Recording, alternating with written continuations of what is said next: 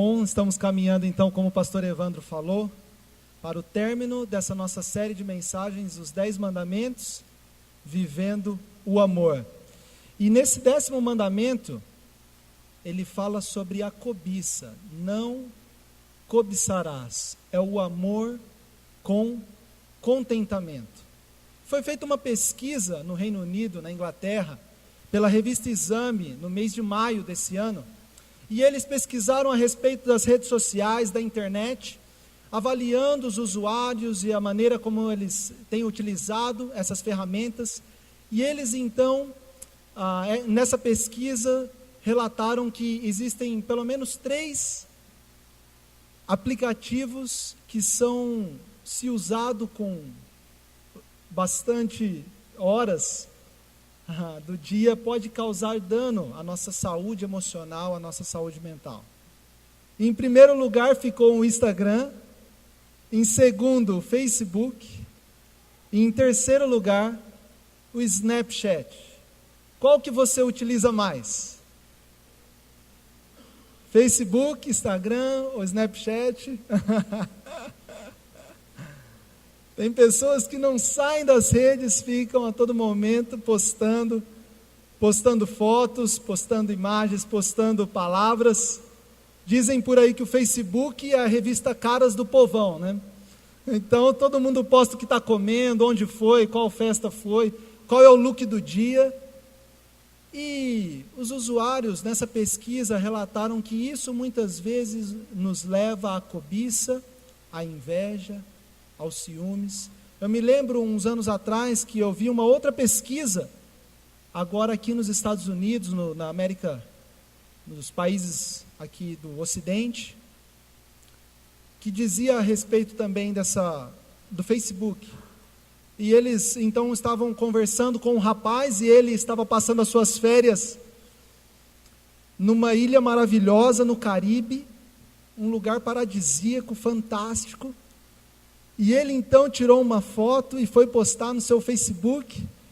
Quando ele foi postar, ele viu a foto de um outro amigo que estava numa ilha grega. E ele disse: por que eu não fui para lá? E na hora, ele queria estar no lugar do seu amigo. Você já teve uma experiência de passar algumas horas mexendo nesses aplicativos, e de repente vinha uma angústia no coração, uma tristeza, porque você começa a ver algumas coisas que as pessoas estão fazendo, e você lá, parado, mexendo no celular. E essa pesquisa então relata que é muito nocivo para a nossa saúde emocional e mental a utilização desses aplicativos em demasia, uma grande carga de hora que você gasta nesses aplicativos. E nós vamos falar sobre isso nessa noite, vamos meditar sobre isso, sobre a cobiça, sobre esse 10º mandamento. Por isso eu convido você a abrir a sua Bíblia no livro do Êxodo. Abra a sua Bíblia no livro do Êxodo, no capítulo de número 20. Você já conhece bem onde fica o livro do Êxodo. Nós estamos aí já caminhando nesses últimos meses, dias aí, nesses textos que estão lá em Êxodo 20, versículo de número 17. Se você não trouxe a Bíblia, também está sendo projetado aqui no nosso telão. A palavra do Senhor nos diz assim: não cobiçarás a casa do teu próximo, não cobiçarás a mulher do teu próximo, nem seus servos ou servas, nem seu boi ou jumento, nem coisa alguma que lhe pertença. E na Bíblia, a Mensagem, ele também faz essa tradução: não ponham o coração em nada que pertença ao seu próximo. Essa Bíblia é uma Bíblia poetizada, escrita pelo pastor e teólogo Eugene Peterson. E ele faz essa afirmação: não ponham o coração em nada que pertença ao seu próximo.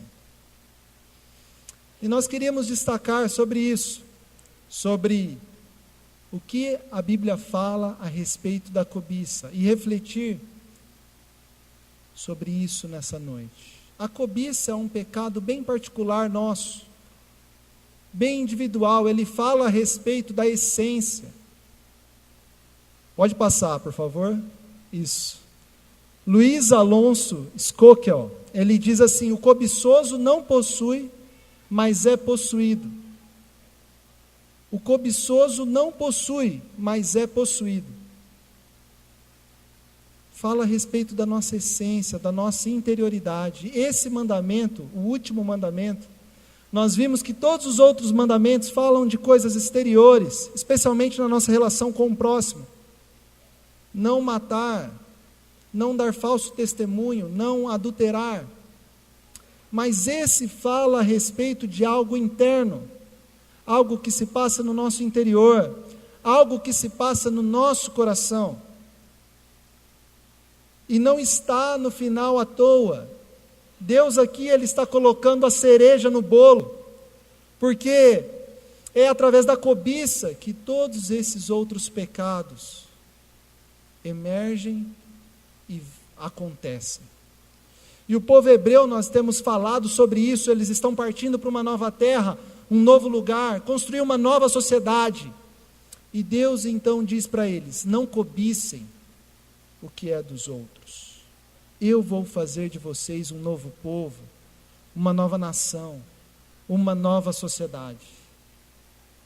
E o povo hebreu, eles viviam no Egito, e o Egito era o país mais próspero dos seus dias, era a força dominante, de todo mundo conhecido da sua época, e eles cobiçavam ser iguais aos egípcios. Quando eles chegam, por exemplo, no Mar Vermelho, e eles estão prestes a serem encontrados pelos egípcios, eles dizem a Moisés: por que você não nos deixou lá na terra do Egito, onde existem sepulcros maravilhosos, onde nós poderíamos ser sepultados com beleza? Porque eles cobiçavam ter a vida dos egípcios. Ou então, quando Deus vai concedendo o maná para eles, dia após dia, em determinado momento eles dizem: lá no Egito, nós tínhamos os manjares e diversas comidas, porque eles cobiçavam ser iguais aos egípcios. E Deus então diz para eles: não cobicem a casa do teu próximo, a vida do teu próximo, o jumento do teu próximo, a mulher do teu próximo, porque eu quero tratar vocês individualmente, eu quero tratar o coração de vocês. Como está o seu coração nessa noite? Nós vemos muitas vezes que nós repetimos essa cobiça a respeito de alguns países. Por exemplo, é muito comum, quando a gente vai falar de educação: mas a educação lá nos Estados Unidos, a educação lá no Japão. Porque nós cobiçamos ser iguais a eles muitas vezes. Tem pessoas, por exemplo, que vivem de forma ilegal nesses países de primeiro mundo, porque cobiçam ser cidadãos daqueles países. E na Bíblia Sagrada ele fala a respeito de várias vezes em que a cobiça aparece. Pode ir para o próximo. A cobiça pode aparecer no trabalho e dentro da popularidade. Um caso que nós vemos como esse na Bíblia Sagrada é o rei Saul com o rei Davi. Rei Saul, agora eles já estão na terra, o reinado já está constituído, e alguns povos vizinhos querem combater Israel, querem invadir Israel, E tem os filisteus, e então um gigante chamado Golias afronta o exército do povo hebreu. E Davi então vai, enfrenta esse gigante, vence, mata esse soldado, e ele é aclamado pelo povo como o sucessor do rei Saul. O povo cantava: Saul matou 1000, Davi matou 10.000. E a palavra de Deus diz que o rei Saul foi se enchendo de cobiça, porque o povo via o rei Davi e aclamava e dizia: ele é um bom rei, ele deve tomar o lugar no reino. E a popularidade de Davi é propagada no reino, e o rei Saul, então, a palavra de Deus diz que um espírito maligno começa a oprimi-lo, porque ele deixou que a cobiça chegasse no seu coração. Como está a cobiça no seu trabalho? Talvez você olhando para o seu colega de trabalho, que tem a fotinha de funcionário do mês lá na parede. Ou olhando para a vida do seu chefe. Ou você, chefe, olhando para a vida do seu funcionário e vendo como as pessoas gostam dele. Quando eu trabalhei lá em São Paulo, tinha uma senhora que servia café para nós. E essa senhora, todos os dias, ela estava sempre muito feliz, muito alegre. E tinha um dos supervisores que trabalhavam junto com a gente, na nossa equipe. Ele olhava para essa mulher e dizia: como essa mulher pode ter tanta felicidade assim? Todos os dias. Cobiçando muitas vezes a felicidade do outro, o trabalho do outro, a profissão do outro. Por que ele pegou aquele projeto e eu não? Por que ele pegou aquela causa e eu não? Por que aquela pessoa não me procurou para eu defender ela no tribunal e procurou o outro? Quando a cobiça se instala no nosso coração. Na história tem um músico chamado Antonio Salieri, um italiano, e esse músico foi um cara muito bom, um cara top. Ele foi convidado pela Áustria para ser o maestro da orquestra. Ele foi nada mais, nada menos do que o professor de Beethoven, Antonio Salieri. Mas ele também foi contemporâneo de um músico chamado Mozart.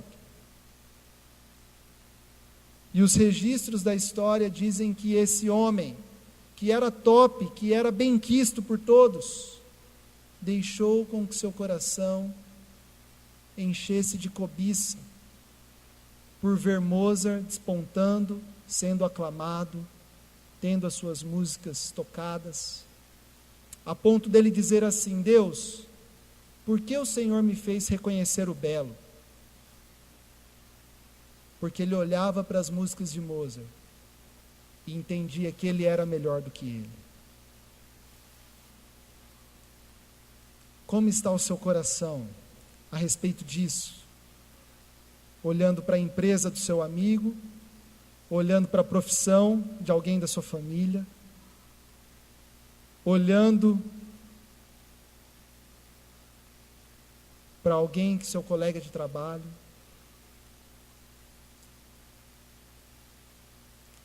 Mais um relato na Bíblia Sagrada de cobiça. Cobiçar a família e a beleza. Agora o rei Davi cobiça Batseba e Urias. O rei Davi sofre a cobiça do rei Saul a respeito do reinado, do reino. E agora ele cobiça a mulher e a família do chefe do seu exército, Urias. Ele está no palácio num dia maravilhoso, gostoso. Ele sai para ver o seu reino, quando ele vê Batseba se banhando, e desperta a cobiça no seu coração. Então ele chama aquela mulher para o palácio, se deita com ela e ela engravida. E ele então faz um conchavo e coloca Urias na linha de frente do seu exército, ocasionando a morte de um dos seus braços direitos do seu exército. Quando a cobiça chega no nosso coração. Algum tempo atrás, o Brad Pitt e a Angelina Jolie, a família deles era motivo de cobiça em todo mundo. Belos, ricos, famosos, solidários, adotavam crianças de países emergentes. E quantas mulheres e homens espalhados na terra queriam ter aquela família, queriam ter aquela posição, queriam ter aquela beleza. Direto saem noticiários de mulheres que têm um padrão de beleza de um determinado artista, de uma determinada artista, e elas pedem para cirurgiões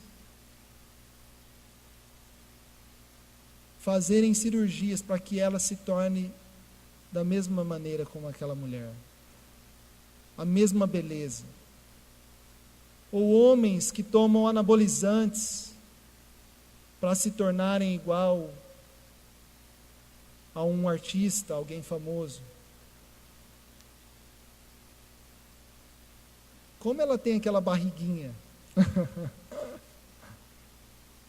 E a cobiça se instala no nosso coração. Como ela tem um esposo que ajuda, que lava a louça, e o meu aqui só fica no sofá, no bercinho assistindo televisão.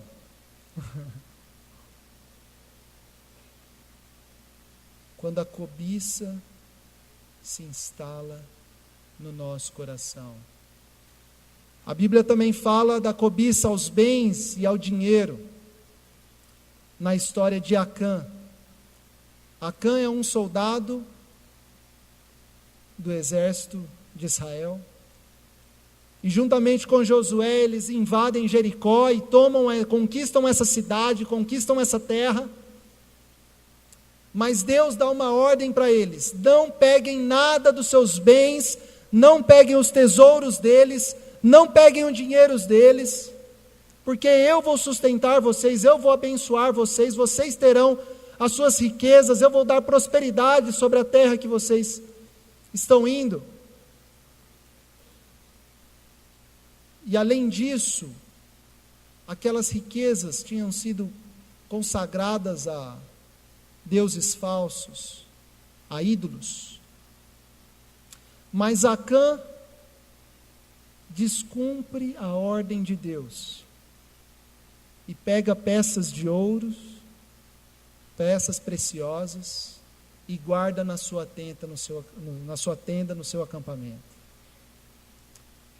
E quando então o exército vai guerrear contra o exército da terra de Ai, eles perdem a guerra, porque Acã cobiçou os bens e o dinheiro alheio de outra pessoa e descumpriu a ordem de Deus. A cobiça ao dinheiro e aos bens aqui é tranquilo com a gente, né? Isso aí tá.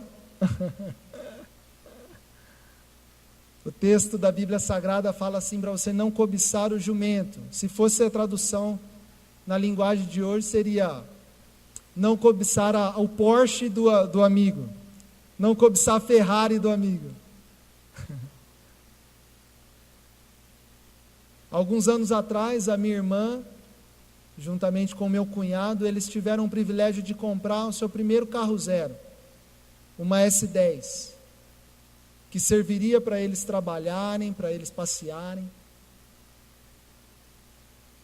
Depois de umas 2 semanas que eles estavam com o carro, eles chegaram para dar uma passeada, o tampão da frente do carro estava todo riscado com prego.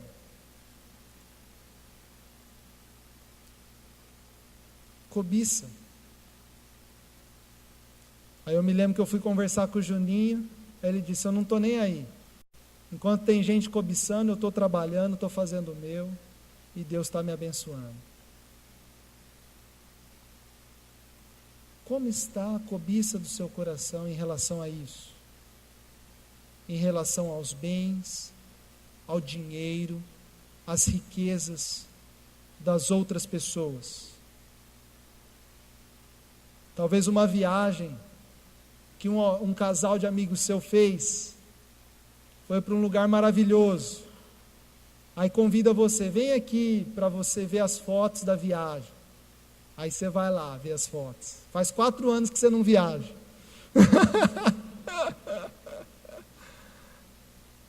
Aí chega lá, você fala: nossa, que legal, que bênção, glória a Deus.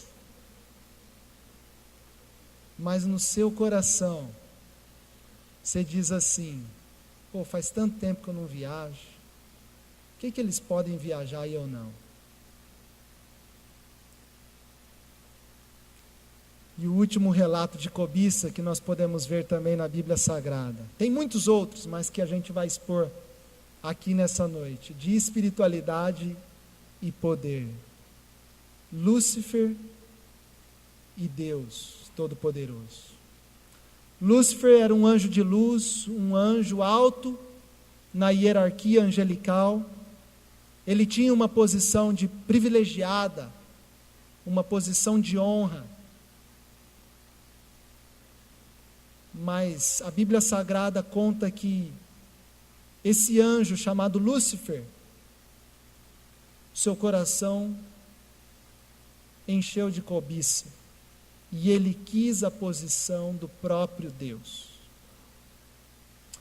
E quando isso aconteceu, ele arma então uma rebelião, e 1/3 dos anjos o seguem, e Deus então o expulsa do céu, do paraíso, porque o seu coração foi tomado de cobiça, e ele queria estar no lugar de Deus. Quantas vezes nós também não almejamos uma posição de poder? Não cobiçamos uma posição de outra pessoa? Não puxamos o tapete para conquistar isso? Conversando com um jovem há um tempo atrás, ele me disse: está uma bagunça lá na minha empresa, porque um dos gerentes vai sair, vai ser transferido, e todo mundo quer a posição dele, está um armando contra o outro, porque quer denegrir a imagem do outro, para tomar o lugar daquele gerente que vai ser transferido.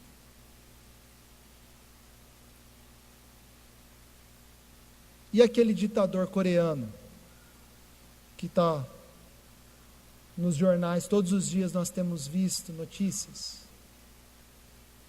que quer estar na mais alta posição, a ponto de espalhar imagens da sua família em todo o território norte-coreano, e as pessoas terem que se ajoelhar e aclamá-los como uma espécie de Deus. Ou então, o que não dizer do poder que Deus mesmo derrama sobre nós, e as experiências que temos com Deus, na nossa relação com Deus. E muitas vezes nós estamos junto nisso, nós estamos participando disso, mas no fundo do nosso coração, a cobiça entra. Ontem Deus me falou uma coisa extraordinária. Você fala: nossa, que bênção. Mas no fundo, no seu coração, surge um sentimento: por que Deus falou com ele e não falou comigo? Deus me abençoou tanto essa semana, tinha uma semana tão abençoada, irmão. Glória a Deus, aleluia. Aí você lembra da tua semana, foi uma desgraça. Você fala: por que ele teve uma semana assim e eu não? Eu me lembro de um testemunho que eu ouvi de uma irmã na fé, que ela caminhou durante muitos anos com uma outra. Elas eram parceiras de caminhada na fé. E essa irmã um dia abriu seu coração e disse: durante todos esses anos que nós caminhamos juntos, eu queria ter as mesmas experiências que você tinha, e no meu coração eu tinha inveja de você.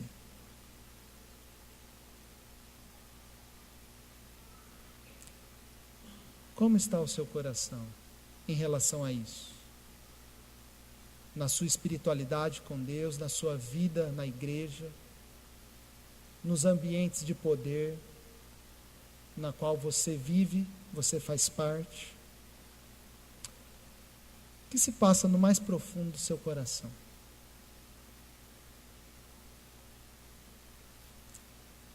Tem um antídoto para você. Se você examinou aí e disse: está difícil aqui.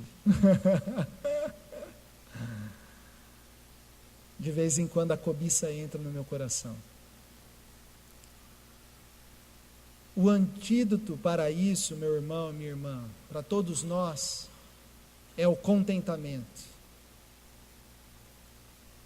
Contentamento pode ser explicado através essas duas colocações aqui. Uma vida de gratidão, viver alegre e feliz pelo que se tem e pelo que é, e satisfação, realização pessoal e reparação das relações com o outro e com Deus. Você é grato a Deus pelo que você tem, pelo que você é?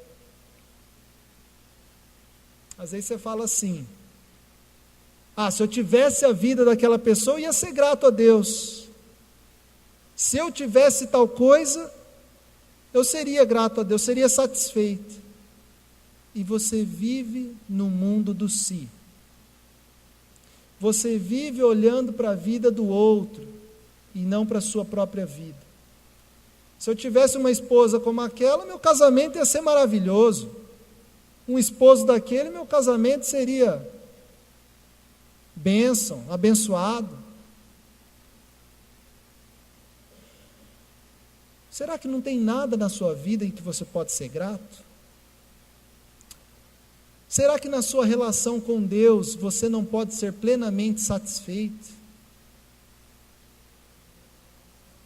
Deus quer tratar do nosso coração individualmente, exclusivamente. A relação que Ele quer ter comigo e com você é exclusiva, é única.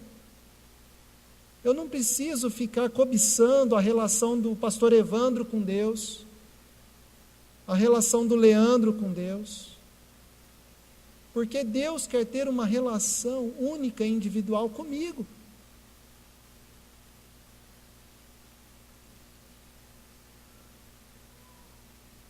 Na Bíblia Sagrada diz que Arão cobiçou a posição de Moisés porque ele falava face a face com Deus. Às vezes Deus quer falar face a face com seu irmão, com alguém próximo de você, mas com você Ele quer falar de outro jeito. E Deus é assim, porque Ele quer cuidar de cada um dos nossos corações. Tem uma música muito bonita do Adhemar de Campos que fala sobre contentamento. Ele diz: sou grato por tudo que tenho, família, amigos e muitos irmãos. Foi Jesus, meu amigo verdadeiro, que me deu tudo ao me dar a salvação. Amém? Você pode fazer essa canção? Você pode cantar essa canção na sua vida? Olhar para a sua vida e dizer: eu sou grato a Deus, eu sou contente com Deus, eu experimento o amor com contentamento, porque Deus tem me dado muito mais do que eu mereço. Deus tem, na sua relação comigo, me satisfeito e nada me falta. Vamos para o Evangelho? Abra sua Bíblia lá no livro de Marcos, capítulo de número 9. Nós já estamos encerrando. Marcos capítulo 9.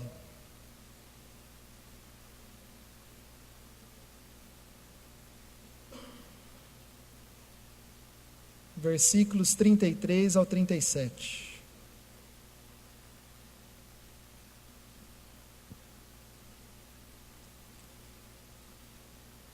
Marcos 9, 33 ao 37.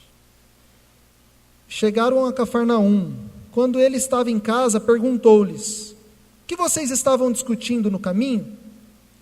Mas eles guardaram silêncio, porque no caminho haviam discutido sobre quem era o maior. Assentando-se Jesus, chamou os 12 e disse: se alguém quiser ser o primeiro, será o último e servo de todos. E tomando uma criança, colocou-a no meio deles. Pegando-a nos braços, disse-lhes: quem recebe uma dessas crianças, em meu nome está me recebendo, e quem me recebe, não está apenas me recebendo, mas também aquele que me enviou. Jesus, nesse momento com os discípulos, ele pergunta: o que vocês estavam discutindo? Jesus conhece o coração dos seus discípulos. E eles ficam em silêncio, porque o coração deles estava cobiçando uma posição de honra. Queriam ser o maior.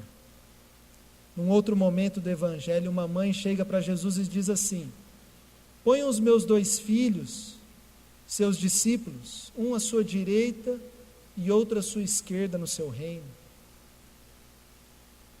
E Jesus diz para ela: não cabe a você escolher essa posição. Essa posição quem escolhe é o meu Pai.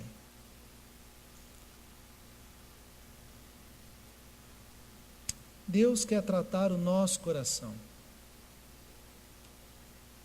A cobiça que está lá no mais profundo do nosso coração. E a cobiça se instala nos pares. Se você é um advogado, você não vai cobiçar a profissão do bombeiro. Você não vai cobiçar a posição do juiz.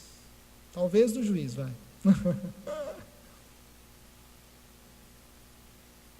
Você vai cobiçar a posição de alguém semelhante, de alguém próximo. Talvez até da sua família. Jeremias tem uma palavra muito interessante. O coração é mais enganoso que qualquer outra coisa e sua doença é incurável. Quem é capaz de compreendê-lo? Eu sou o Senhor que sonda o coração e examina a mente, para recompensar a cada um de acordo com a sua conduta, de acordo com as suas obras. Fique de pé no seu lugar, eu quero orar com você. Fique de pé.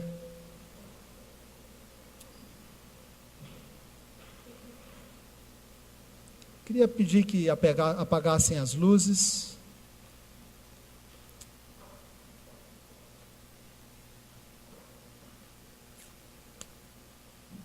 Queria que você colocasse a sua mão assim no seu coração agora. Isso. Feche os seus olhos, coloque a mão no seu coração. E deixe com que o Espírito Santo ministre ao seu coração nessa noite.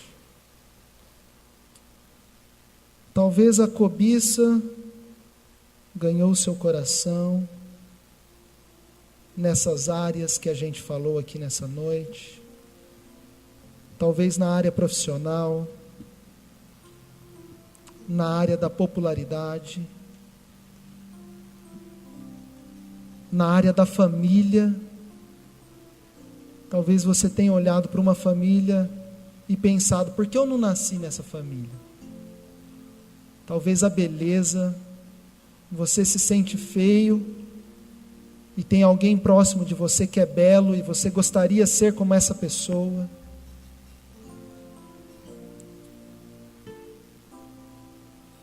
Talvez as riquezas são os bens, é o dinheiro do outro. Talvez do seu irmão, de alguém da sua família, de um primo. E você olha para si e fala, por que eu não tive isso? Por que eu não tenho essa casa? Por que eu não tenho esse carro? Talvez é algum cargo de poder, algum cargo de autoridade. Talvez é a sua relação com Deus e você tem olhado para as pessoas e cobiçado essa mesma relação. Hoje Deus quer derramar cura sobre a sua vida, meu irmão, minha irmã. Derramar o perdão de Deus sobre a sua vida. Hoje Ele quer curar o seu coração, aquilo que se passa no mais profundo da sua vida, da sua alma, do seu interior, que só você sabe. Talvez nem a pessoa mais íntima do seu relacionamento saiba, mas Deus sabe. Deus sabe o que se passa no profundo do seu coração. Por isso, coloque isso diante dele em silêncio agora, apresente isso, porque vai haver libertação na sua vida, na sua casa, na sua relação com Deus. Deus, nós nos apresentamos nessa noite a Ti, Pai, naquilo que o Senhor quer ministrar, naquilo que o Senhor quer tocar, Pai, naquilo que o Senhor quer fazer na nossa vida, Deus. Encha as nossas vidas de contentamento, Deus, de alegria, de gratidão, Deus, de satisfação, ó Pai. Nos ensina, Deus, a olhar para tudo que temos e somos e ter o coração grato a Deus por tudo isso, como houve em Jesus, o seu Filho, que em tudo dava graças ao Pai, pelo que Ele era, pelo que Ele tinha, pelo que Ele fazia, porque tudo é bondade do Senhor para nós, Pai. Enche o nosso coração, Deus, de gratidão, de satisfação, de alegria, Deus. Cura as nossas vidas nessa noite, Pai. Pai, que o nosso coração possa inundar, Pai, com a Tua presença, com a Tua transformação, Deus. Nos dê um coração grato, um coração que sabe que o Senhor é conosco.